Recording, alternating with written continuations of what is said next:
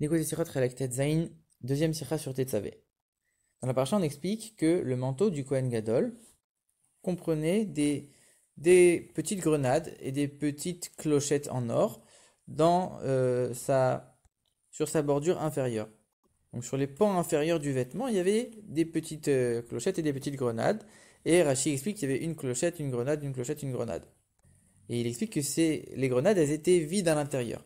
C'est pas que la clochette, elle était à l'intérieur de la grenade. Il y avait des clochettes et les grenades à côté qui étaient vides de l'intérieur. Et Ramban pose la question, si elles étaient vides, ça veut dire qu'a priori, elles ne servaient à rien. Donc elles servaient juste à faire beau. Si elles servaient juste à faire beau, pourquoi on a choisi des grenades? Pourquoi pas des pommes? Alors en vérité, le fait que Ramban s'intéresse à l'utilité ou pas de ces grenades, on peut comprendre. Mais pourquoi Ramban vient d'un seul coup nous parler de pommes? Pourquoi ce serait plutôt des pommes que des grenades? Pourquoi pas des grenades et pas des pommes?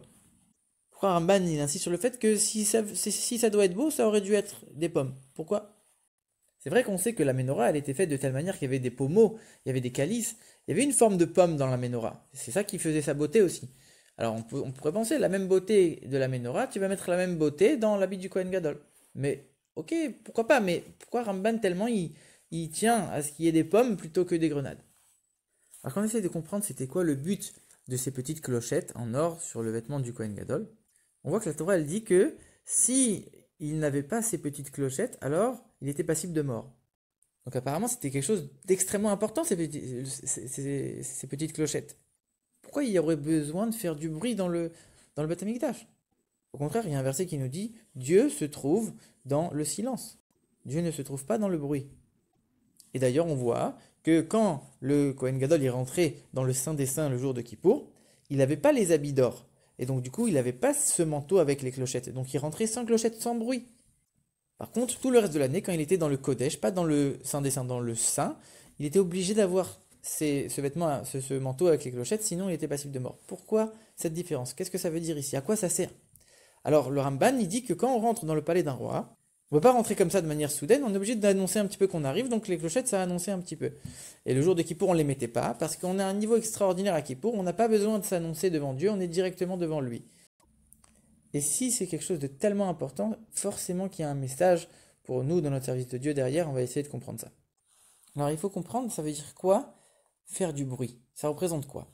On explique que les Baalei Tchouva, les gens qui retournent vers Dieu, du fait qu'ils ont une grande soif et du fait qu'ils se sont trouvés longtemps dans le mal, ils ont un mouvement d'écartement, de fuir complètement le mal.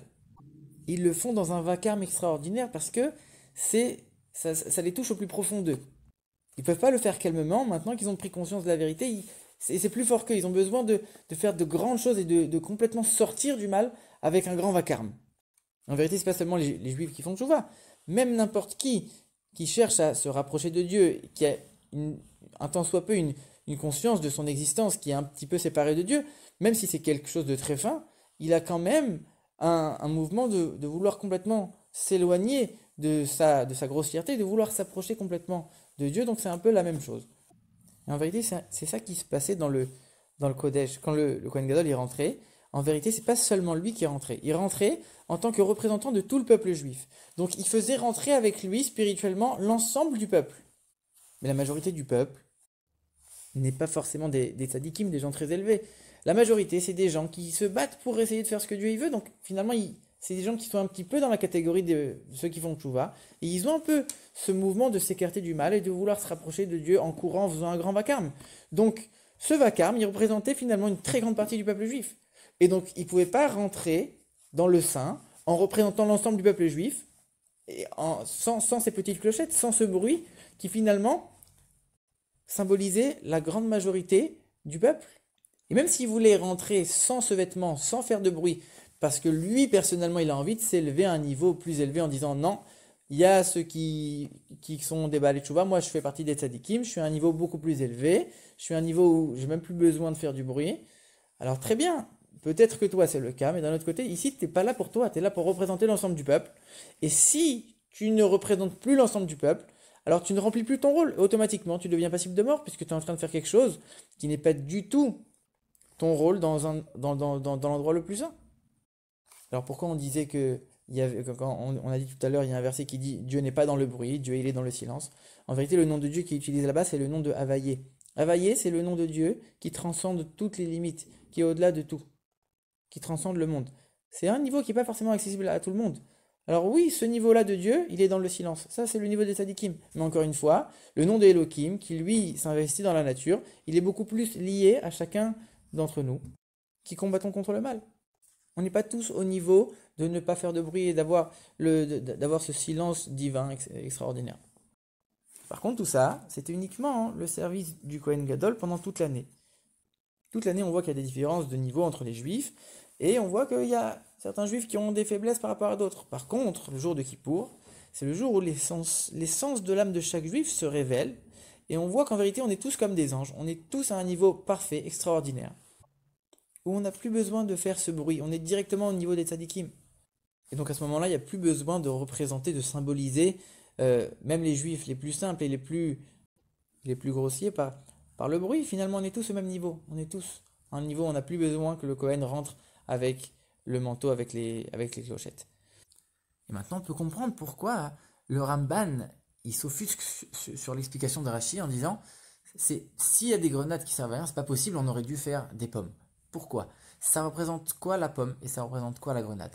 La grenade, ça représente les juifs qui sont dans l'imperfection, qui sont un peu vides de Torah et de mitzvot. Ça, on le voit dans la Gemara. La Gemara explique un verset dans Shir Hashem qui nous dit ta tempe est comme une tranche de grenade, qui est Pelach Harimon Rakater, et on dit Rakater, le mot ta tempe, en vérité, c'est pas ta tempe. On peut le lire aussi, ceux qui sont vides à l'intérieur de toi, dans le peuple juif, ceux qui sont vides. Sous-entendu que même les gens qui sont vides à l'intérieur du peuple, eux-mêmes sont remplis de mitzvot, comme la grenade est remplie de grains. Donc c'est vrai que finalement on est en train de dire même ceux qui sont au plus bas, c'est une louange, c'est sûr que c'est bien, mais d'un autre côté, c'est quand même, on voit quand même que la grenade, elle représente un certain niveau qui est assez bas chez les juifs. Alors que la pomme représente ce niveau des tzadikim, ce niveau extraordinaire où on est dans le plaisir divin. Et finalement, on voit qu'il y a deux manières de voir les choses. Est-ce qu'on voit les juifs comme des grenades ou comme des pommes? Rashi, lui, il est là pour expliquer le sens simple. Le sens simple, c'est tel qu'on voit les choses telles qu'elles sont de manière extérieure. Quand on voit les juifs de manière extérieure, ils ont des comportements qui ne sont pas forcément parfaits, et on va dire, ça c'est des grenades. Ok, ils sont remplis de mitzvot, c'est très bien, mais ça reste des grenades extérieurement. Alors que le Ramban, lui, il n'est pas là pour expliquer le sens simple, il donne un peu plus de profondeur, et finalement, quand on creuse un petit peu, on voit que la profondeur d'un juif, elle est parfaite. Essentiellement, fondamentalement, chaque juif est au niveau de la pomme. Donc Rashi qui voit les choses de manière superficielle te dit non, c'est normal que ce soit des grenades. Mais Ramban qui lui voit les choses de manière plus profonde, il dit non.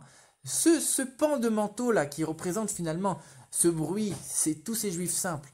Mais en vérité, même l'essence de chaque juif, même le plus simple, elle est parfaite. Et donc on aurait dû faire des pommes. Et c'est pour ça qu'on voit la menorah, elle a 7 branches qui représentent 7 types de servir Dieu, 7 juifs différents, 7 types de juifs différents.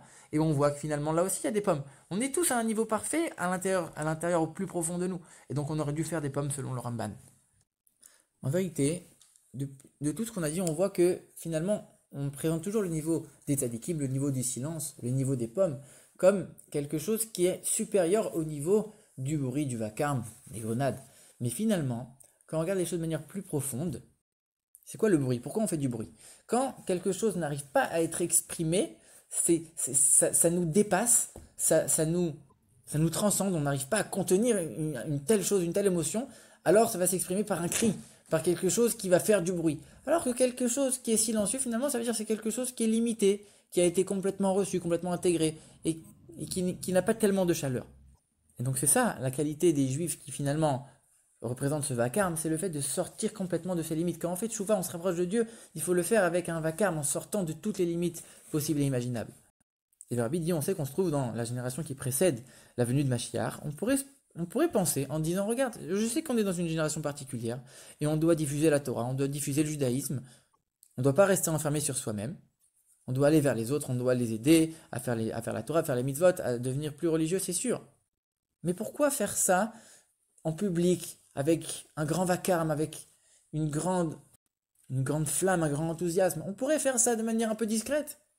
En vérité, de là, on voit le Kohen Gadol qui est rentré dans le Kodesh, il est rentré avec des clochettes. Il fallait faire du bruit. quand on veut faire rentrer avec le Kohen Gadol, on veut faire rentrer des Juifs dans le sein, dans la Kedusha, dans le domaine de la Torah et des mitzvot, il faut le faire avec du bruit, il faut le faire avec un grand enthousiasme, une grande flamme, un grand vacarme. C'est ça finalement le niveau le plus haut. Si on voit déjà que ceux qui transgressent la volonté de Dieu, quand ils font des choses, ils le font avec une grande publicité, avec un grand bruit, alors c'est sûr que nous, pour réparer finalement les mauvaises choses, pour les choses qui dépendent des forces du mal, pour essayer de les raffiner, de les élever, on doit faire exactement la même chose, mais dans l'autre sens. Et donc on doit le faire nous aussi avec une grande publicité, avec un grand bruit et avec un grand enthousiasme. Et c'est grâce à ça qu'on pourra amener très bientôt la venue de Mashiach.